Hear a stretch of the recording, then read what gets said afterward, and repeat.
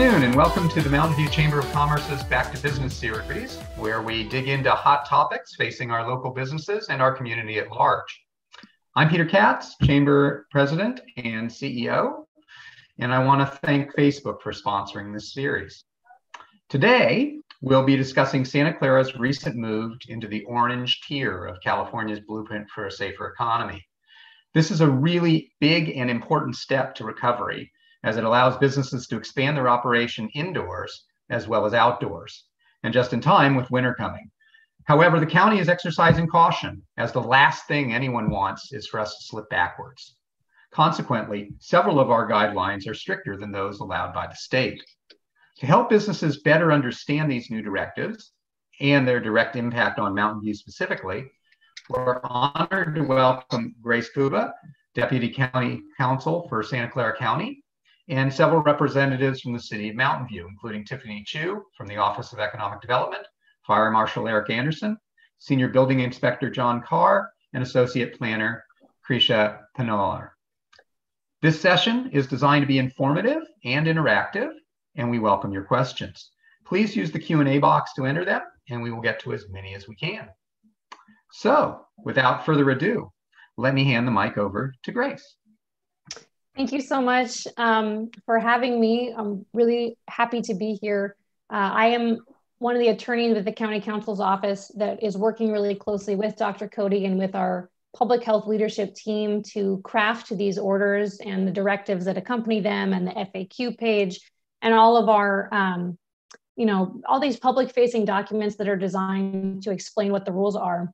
It is really helpful for us to get input from people who are sort of living the experience on the ground, so that we have a sense of how these rules are playing out, how they're impacting people, and so that we can get suggestions on potential changes we can make. So I'm really looking forward to hearing any questions, suggestions, even frustrations are helpful for us to hear.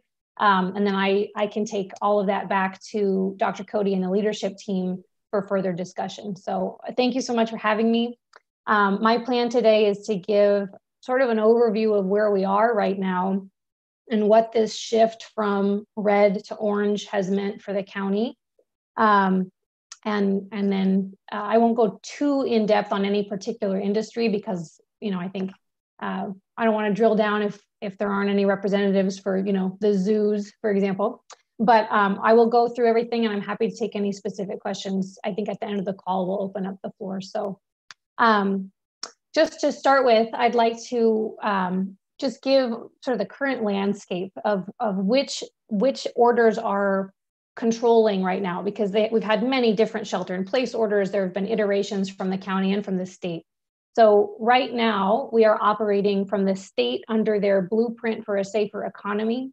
The blueprint is this 4-tiered system with the purple, red, orange, yellow that everyone's very familiar with now. As of last week, we've moved into the orange tier, and that's where we're going to stay for a little bit longer. We don't know when we'll move out. Hopefully, the next move will be to yellow, which is the less restrictive tier. But if our data starts looking bad, if our numbers go up, we may get pulled back to red or even to purple.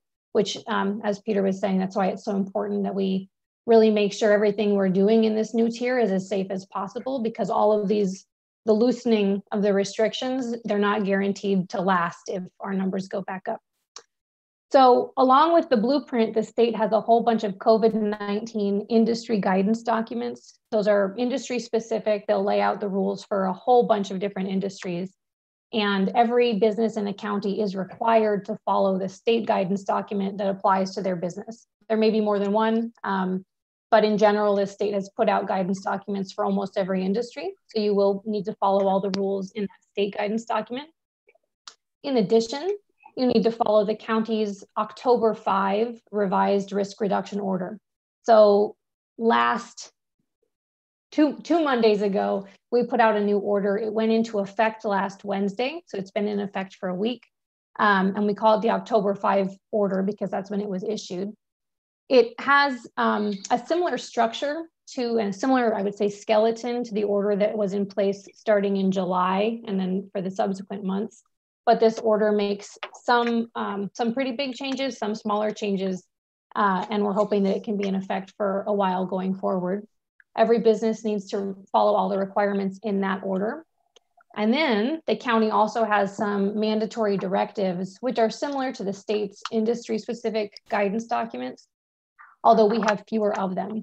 Essentially what we've done is we've gone through the state documents, and if we felt like the state was sufficiently protective, if their guidance documents, we were comfortable with them, then we didn't create our own. If we felt like there was some additional strengthening or additional protections that were needed, then we have a directive. So more businesses will have a guidance document from the state than will have a directive. But if you do have a directive, you need to follow both the state and the county rules. And you always need to follow whichever one is stricter. So that's sort of the universe of rules that apply right now. Before I talk about this shift from red to orange, I want to highlight a couple things from the new order. The first is that every single business in the county needs to submit a revised social distancing protocol. Under the July 2nd order that was in place, every business needed to complete and submit and implement a social distancing protocol, which is a web form. You can find it on our website. And that was a big success, actually. We have over 30,000 of them submitted, people, checking all these boxes of all these protections they're putting in place and how they're going to make their business as safe as possible for the community. Now that the order has shifted and the requirements are a little bit different, we are requiring everyone to submit a revised protocol, but it's the exact same process. It's done through the same portal and looks very similar to the last one. So hopefully that's not too difficult to figure out, but we do need everyone to submit one. The deadline is October 28th. So you still have a whole week to get yours in, but definitely good to take a look at it as soon as possible to make sure that you've sort of checked all the boxes and have all your ducks in a row there. The other thing I want to talk about that's new from the county is we have put up a whole web page on our website for capacity. In the old order, the July 2nd order, there was a density limitation from the county. And the density limitation was one customer per 150 square feet, one staff worker per 250 square feet. Everybody had to do a big square footage calculation, and then that determined how many people could be inside your facility. Once the state came out with its capacity limitations, that was a different calculus. It was a percentage of maximum occupancy. It became really complicated how those two things interacted. So our new order has actually, the October 5 order does not have a density limitation. You do not need to calculate your whole square footage and divide it by 150 or 250. The new order instead is relying on the state's capacity limitations and then some of our own capacity limitations that we're imposing. But the idea is to sort of have all of those numerical limitations following the same system. We're hoping that that will be easier to follow. And to help people understand how to do those calculations and sort of what signage is required and all that, we have a page. It's sccgov.org/COVID capacity. sccgov.org/COVID capacity. It has instructions for how to calculate your capacity limit, templates for signage, FAQs. It has a little calculator tool. So we're hopeful that that is going to be a useful resource for any facility that is subject to a capacity limitation. Many are, either from the county or from the state, but a whole lot are not subject to a capacity limitation. And what that means, because we've also gotten rid of the density limitation, is that if, for example, retail businesses do not have a capacity limit in Orange, and they don't have one from the county. So they don't need to post a certain number of people that are allowed to be inside the facility. They do still need to make sure they don't, cram people in. Everybody must be able to maintain 6 feet of distance at all times, and the business must make sure that that's actually happening. So there's still a limitation on how many people can be inside the building. You just don't have the same calculation and signage requirements. But hopefully that page is useful for people. Okay, I just wanted to flag those two things because they're sort of broadly applicable. But now I want to talk about what red to orange means, both sort of what the state has done, and then as Peter was mentioning earlier, the couple areas where the county is deviating from the state. So a lot of places are going to be able to increase their capacity. They were at a certain capacity in red, and now it's gone up in orange. If you're a museum, it was at 25%. Now you can be at 50. Gyms and fitness facilities have gone from 10 to 25. Libraries, retail, and malls have all gotten rid of their capacity limitation. So they need to follow the 6-foot distancing, but they do not need to do those calculations unless we move to a more restrictive tier. Bars, brew pubs, and breweries that are not serving meals, so they're an alcohol operation only. Those were completely closed by the state in red. They may now operate outdoors. They need to follow the rules in the dining directive.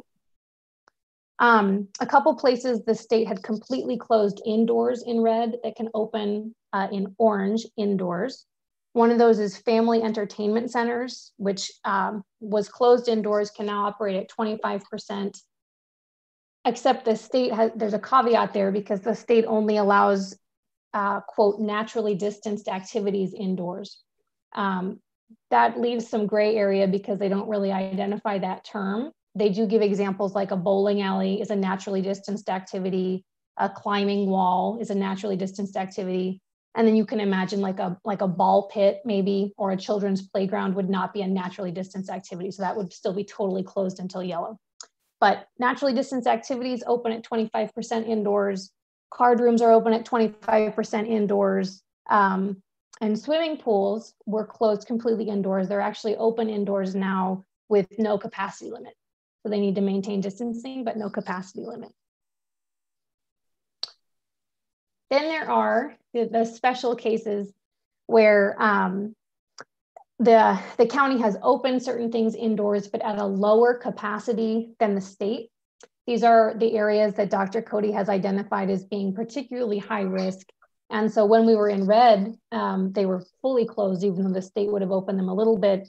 What we've actually done is we've just sort of trailed the state by one tier in these areas. So indoor dining, indoor gatherings like worship services and movie theaters and any other kind of allowed gathering. Those are all going to be open at either 25% capacity of the indoor facility or 100 people, whichever is the smaller number. So it depends on the size of the space. If you have a huge, huge space, probably your cap is going to be 100 people total. If you have a really small space and 100 people is over 25% of capacity, you need to be just limiting it at 25% capacity. And our capacity page can help with those calculations. But those are the areas that the risk of transmission is higher, either because you're in an indoor space without a face covering because you're dining or you're drinking, so you have to take your face covering off, or you're at a gathering where the same people are sharing an indoor space for a long coordinated period of time. So we just want to keep a little bit of a tighter check on those indoor activities, just to make sure that we can stay in orange or even move further toward yellow. So I want to flag a couple changes that have happened as we made this shift. We redid our order and we looked at all of our directives. We actually decided to get rid of several. So we got rid of the gyms and fitness facilities directive because we decided the state's gyms guidance was sufficient. So if you operate a gym or fitness facility and you can't find your directive, it's because it's not there. You just need to follow the state's guidance. Same with food facilities. We had a directive that applied to like restaurants and grocery stores, any kind of food facility. The state guidance documents, you might have to track them down because there's one for retail, one for food packing, one for restaurants. You might have to figure out which one applies to you, but there's no longer a county directive. Same with outdoor pools. And we also took down our recreational and athletics directive, and the rules for that are now in the FAQ section instead of being in a directive. All the other directives that stayed up got tweaked. Mostly that was because we needed to sort of change all the references from the old order to the new order and make some adjustments. So most of the tweaks are pretty small. Some of them are substantive though. So if you do have a directive that applies to your business, I would encourage you to look through it and just make sure you've got a handle on what the current rules are. That's for most of the directives that stayed up. The two directives that really got big changes were gatherings and dining for obvious reasons, right? They were, when we were in red before, they were totally closed indoors in this county. And now they are open indoors. So those directives had to be expanded to include, sort of all the safeguards we were going to put in place indoors. I don't want to go through them in too much detail here. really the best source of information is the directives themselves. But I'll just do some highlights. In the gatherings directive, the outdoor gathering limit has been bumped up from 60 people to 200 if the space is big enough to allow that many people to distance. Indoor gatherings, as we talked about, are at the smaller number of 25% capacity or 100 people. There's rules in this new directive for how to hold multiple indoor gatherings in one space. So for example, if you're a movie theater with multiple theater spaces in it, you can have 2 gatherings at the same time. You just have to follow certain rules.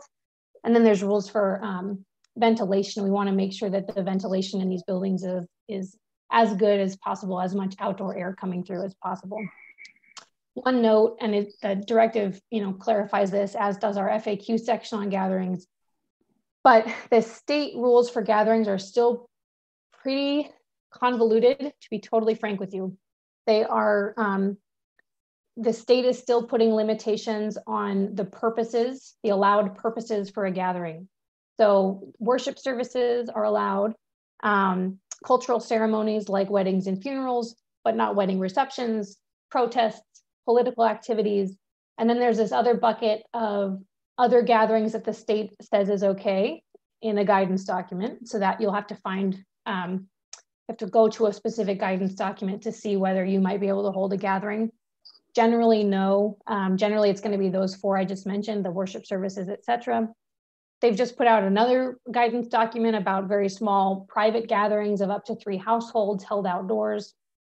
I would recommend that you go to our FAQ page. In the gathering section, we've tried to lay out really clearly what the state is actually allowing with gatherings, because it is difficult to parse. But at the end of the day, if you determine that the state is going to allow your kind of gathering to happen, then you need to follow all the rules in our gatherings directive. That's the cleanest way to say that. And then the dining directive got got some big changes as well, because we are allowing indoor dining operations. At this time, we are only allowing indoor dining at standalone dining operations. So at places like worksite cafeterias, let's say you run a tech company, you've got a workplace cafeteria, we're not opening dining in that space. We're trying to open places like restaurants and cafes, but if dining is sort of an ancillary activity in the facility, we'd prefer that people still keep eating outdoors or maybe at their own private desks or things like that, because it is still a very high risk activity.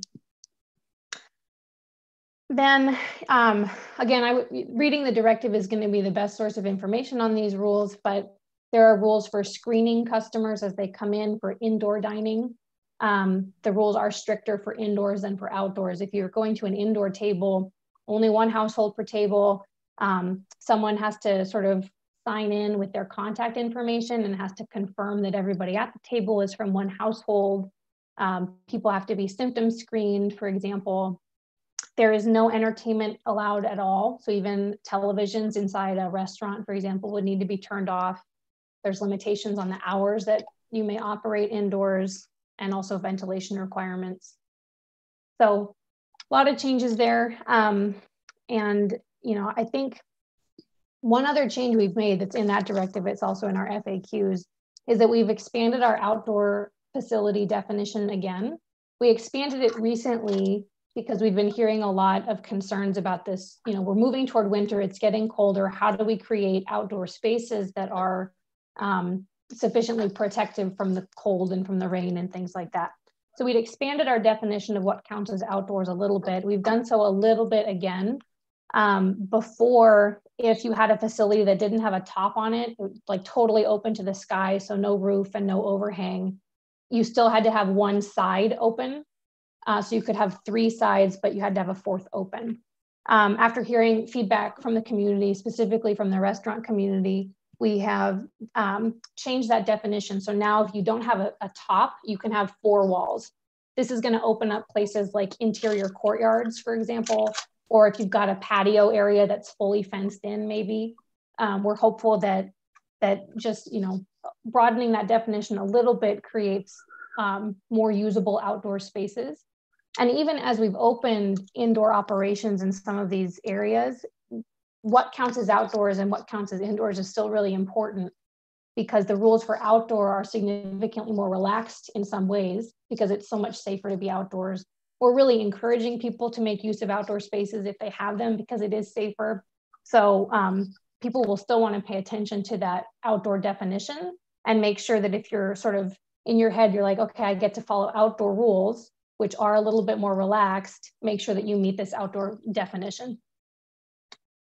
Okay, that's most of the big changes. I'm happy to take questions later, but that's really the sum of the big shifts we've been through over the past couple of weeks.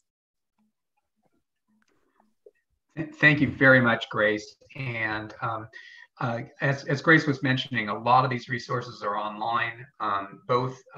You can get to them directly. I put some of the links into the chat box. Also, keep in mind the Chamber has been trying to keep our resource page updated with all the most recent links that Grace was mentioning. Really, really important to remember to check those, read the special requirements for your industry, and to remember that the social distancing protocol has changed. So the little thing that you have in your window, guess what? They'll be looking at the dates and making sure that you've used the most recent one. So thank you very much, Grace. I'd like to now turn it over to Tiffany and the city team to give some indications as to what's happening at the city level and what specifically to look out for. So. Thanks, Peter. And thanks for having us again at the Back to Business series to help provide clarification for businesses as to how to operate under the new state and county public health orders.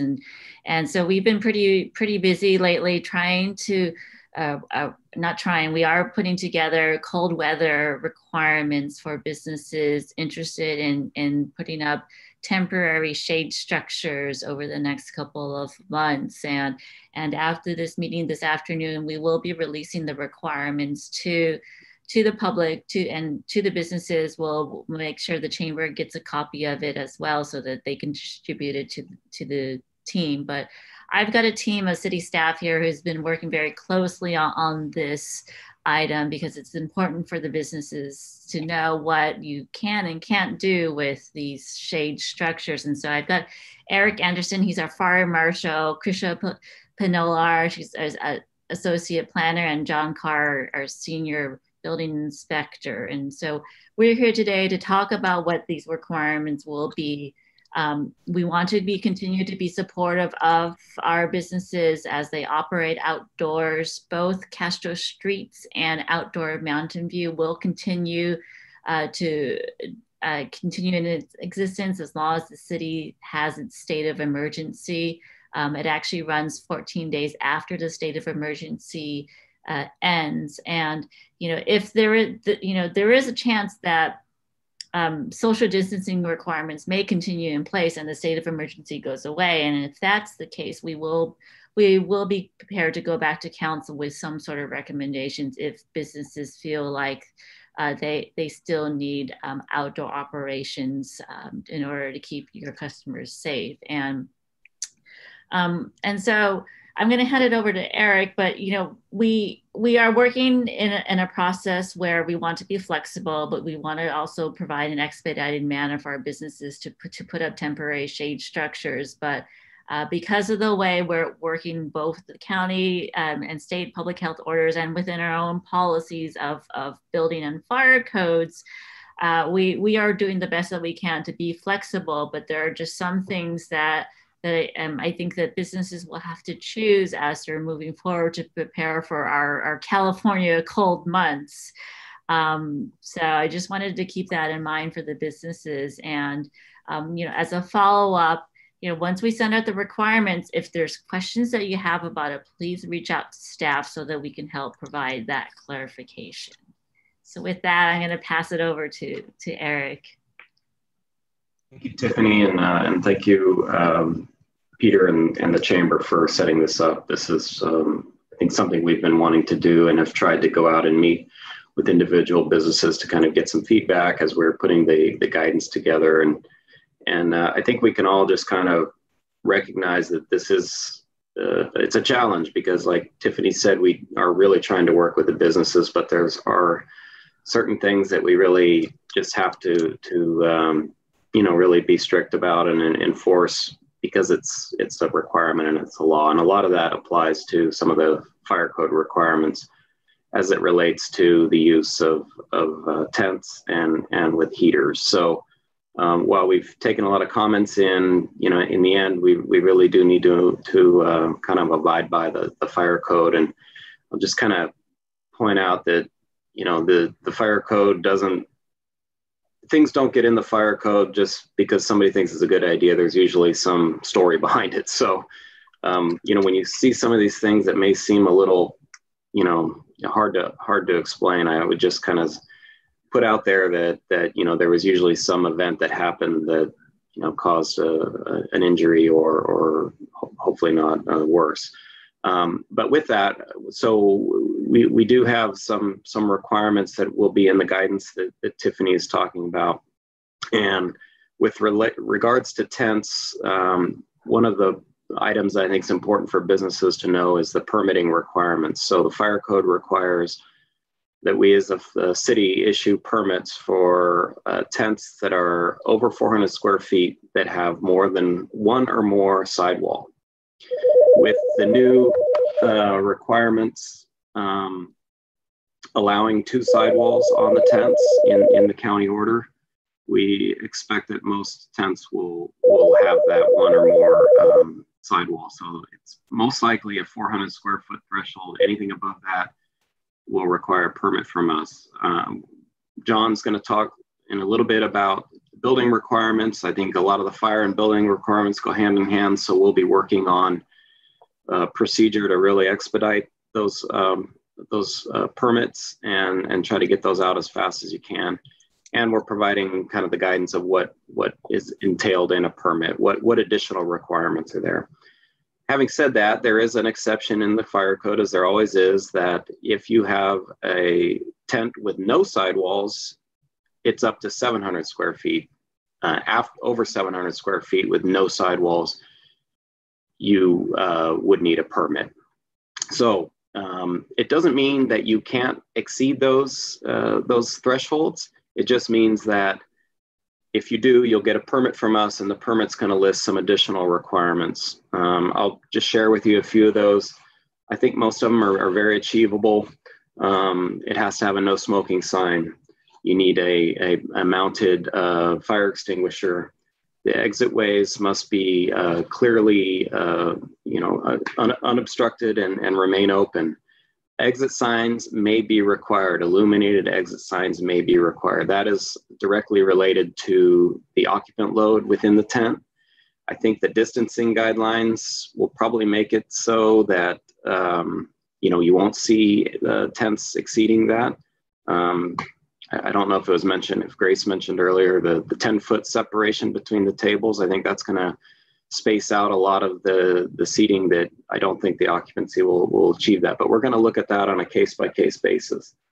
And then there needs to be some egress illumination. I think most of the tents we're seeing have some lights underneath, which should fulfill that requirement.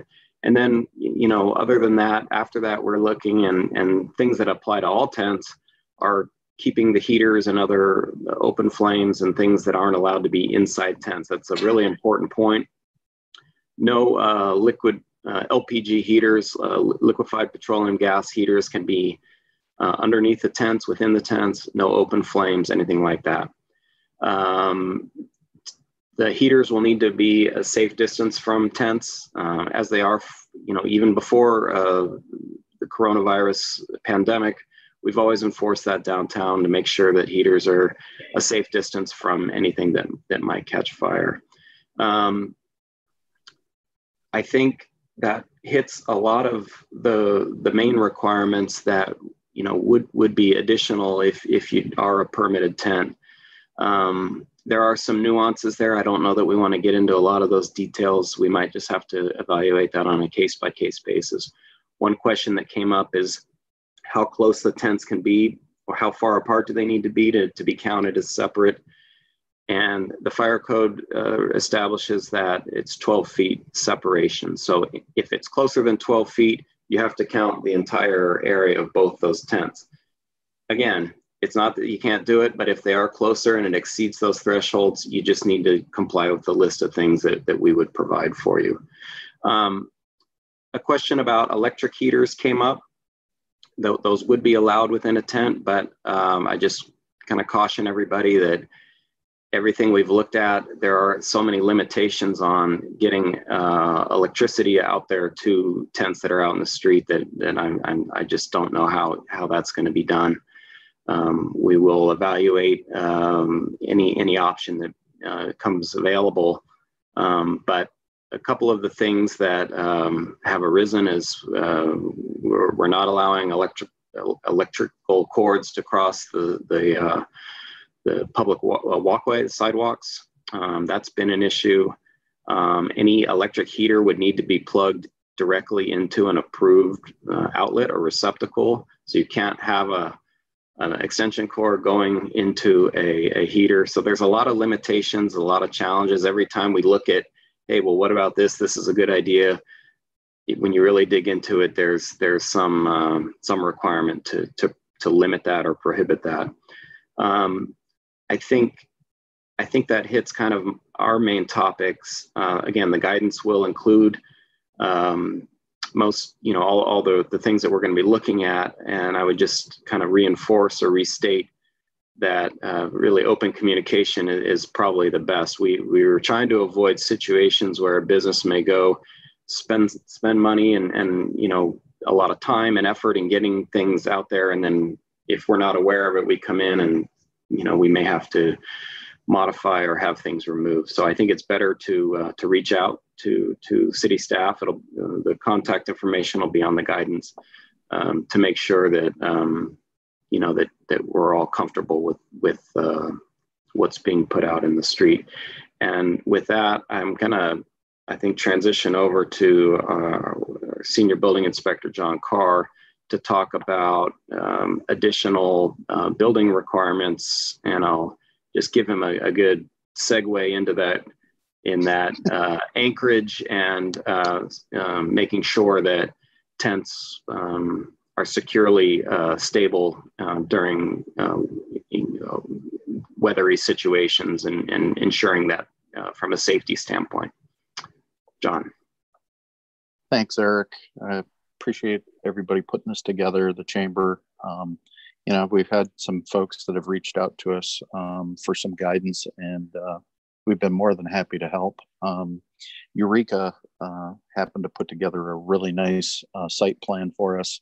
And those types of things, just a simple site plan, doesn't have to be super elaborate, but if they were able to put what their proposals were for the tent, as Eric mentioned or alluded to, was the devices that they're going to actually use to hold the tent down, because that's the last thing we need is to have any tents blowing down Castro Street. Whether they're a form of a water barrel or some type of weighted system, if you will. Most of the professional tent companies have means and methods in order to accomplish that, to prevent the uplift that we've typically seen with those things. So those are just a couple of the items that we wanted to mention, but kind of talking a little bit about the site plan. In those site plans, the location of the tent in respect to where your storefront is, where it's at on the street, working in conjunction with your neighbors to make sure that we do have that spacing between tents, as we had indicated that we need to have 12 feet in between tents, unless of course it's part of a bigger plan, which we will look on a case-by-case basis at. So those would be things that we would like to see on there.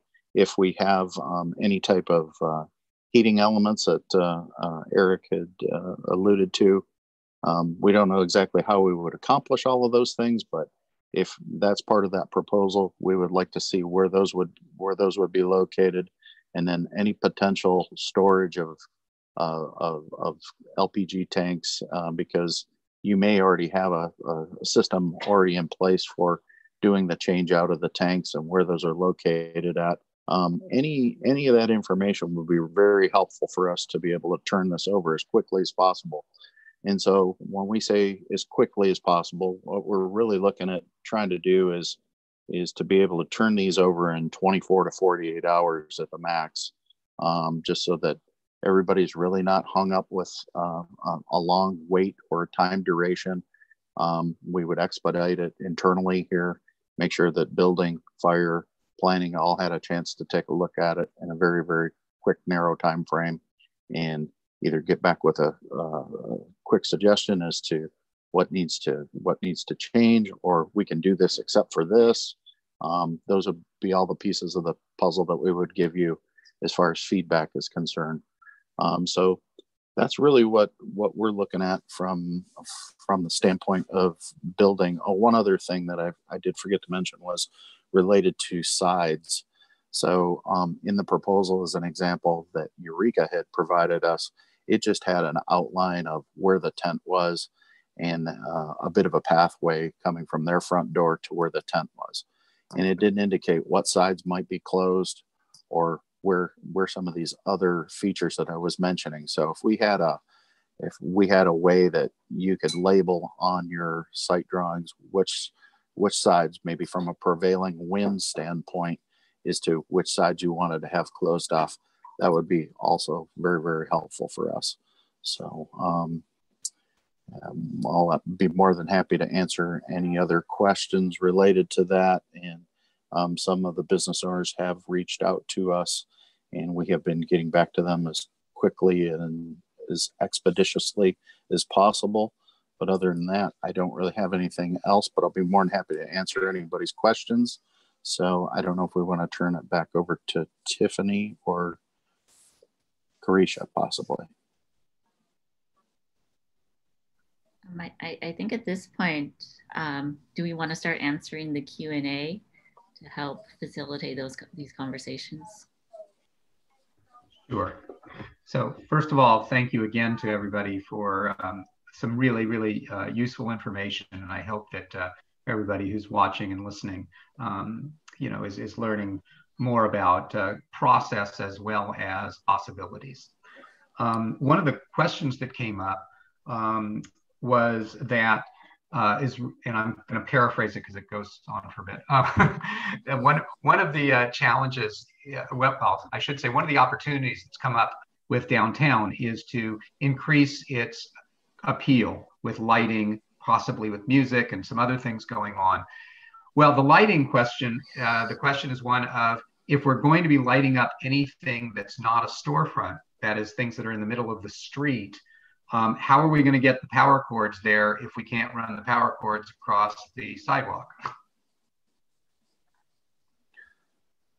Well, I guess I'll answer that. I mean, part of that is that I know that we were looking at some new things for downtown lighting, and I know Public Works has been involved in that part of this.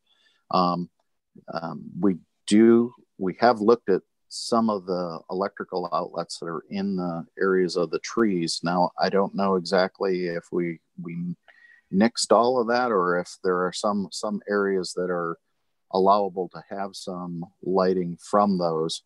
That was one thing that we had talked about. So that may be a possibility there. The second is that we talked about some stores, or I should say storefronts, that we might actually be able to bring some electricity overhead from some of those storefronts in order to electrify or put lights in. Tiffany, I think, could possibly answer that a little bit more. I know I'm not exactly 100% sure as to where we ended up with that, but. Yeah, our community services department is looking at providing additional ambient lighting in the downtown, just to help with the atmosphere. But I do have to say, I think we recognize that particularly the 100 and 200 blocks of Castro Street are going to be unique, and we'll have to work very closely with those businesses to to make sure that we're coming to a consensus of what we are flexible on and what we're not flexible on. So I encourage, we may have to circle back with those businesses after this meeting to set up another meeting to finalize all of the plans.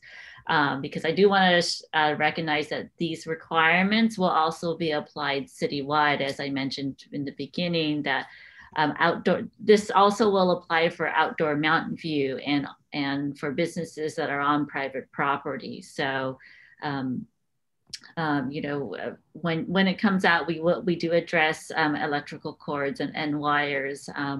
But once again, we are trying to make these requirements broad enough to apply for both programs, recognizing that there may be some businesses that really just fall in the gray area.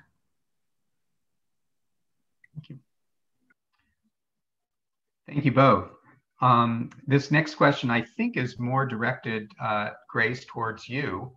It reads, I just saw that San Francisco moved into yellow. When is it expected that Santa Clara will move into yellow? And what do we need to do differently? So the state, they run our data, they run everybody's data every Tuesday. And that's, you can actually check it out if you're interested in looking at it yourself. It's on the CDPH website. There's a big old Excel spreadsheet. And every Tuesday, they sort of show whether or what color everybody's data is hitting every week. So this week, they released it. And if you look at our data, all of last week, we were still orange. So we're still hitting orange numbers. You don't get to move into a less restrictive tier until you've been hitting the next tier down. You've been hitting those numbers for 2 weeks straight. So, at a very minimum, we're going to be in orange for 2 more weeks because we'd have to hit yellow this week that we're in right now, and then hit yellow again, and then they would move us to yellow. I think,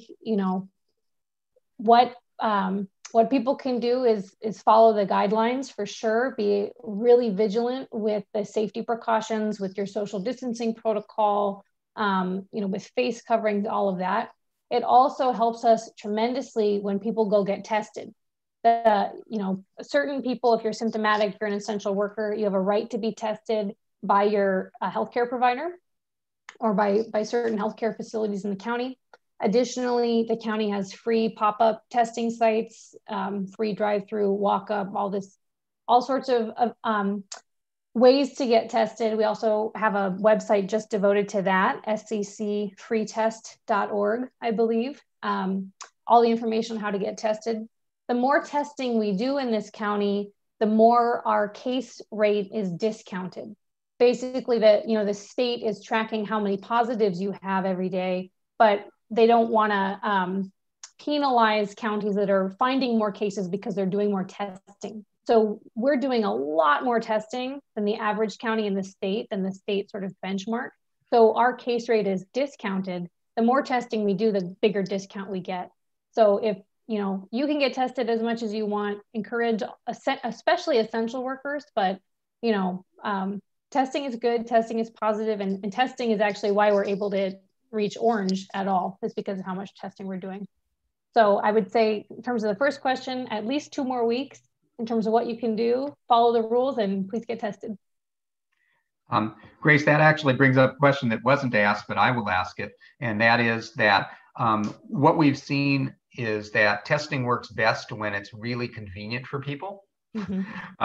Clearly. And one of the things that Mountain View has done a really nice job doing, both partnering with the county as well as with our local hospitals, both Kaiser and El Camino, of setting up both pop-ups as well as on a regular basis, at least once a week. There's usually one that's downtown.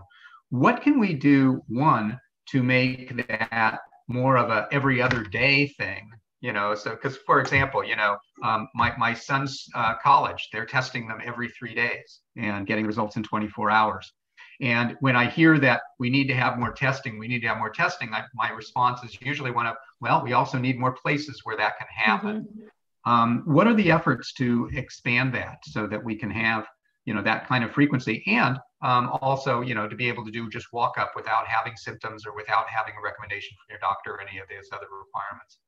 Sure. So the county is testing, the pop-up sites that the county is running, those, you do not need to be symptomatic. You don't need an appointment. You just walk up, you get tested.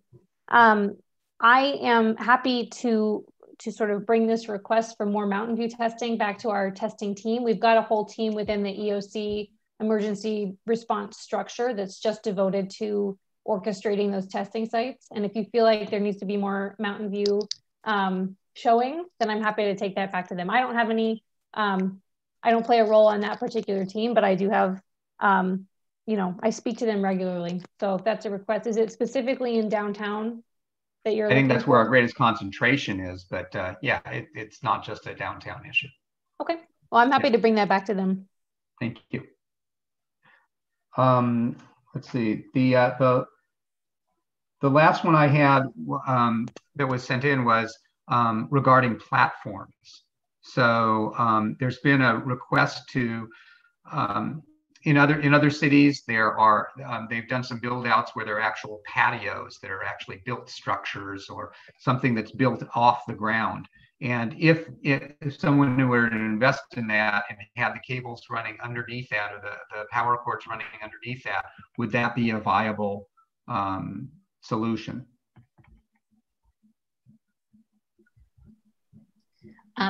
I think that's again, I've said this a couple of times. I think that's where putting together a plan or proposal for the city team to take a look at and evaluate. That's something that we'll want to take a look at, because from the city's concerns, you know, we want to make sure that one, that it meets our codes, but also that it addresses other like drainage concerns and right-of-way items. So if a business is interested, and I think specifically kind of citywide, and you're on private property, definitely reach out to, you can reach out to me, and then I'll connect you with the city team to work through that proposal. Thank you. I want to let our attendees know that I've gone through all the submitted questions. So I don't see anything in the Q&A box, but if you have any questions, either put them in the Q&A, or you could actually probably raise your hand at this point. There's a little raise your hand button at the bottom of the screen, and we can take them live.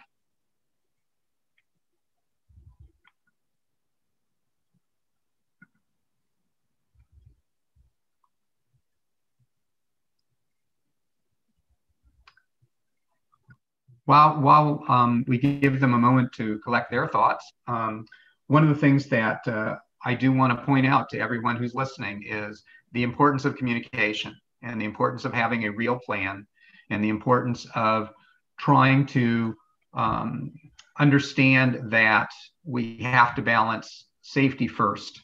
And safety actually takes on many different forms. It's not just safety from COVID, it's safety from fire, it's safety from injury, and so on. And so we do want to work together to make sure that we keep Mountain View safe and healthy, as well as functioning.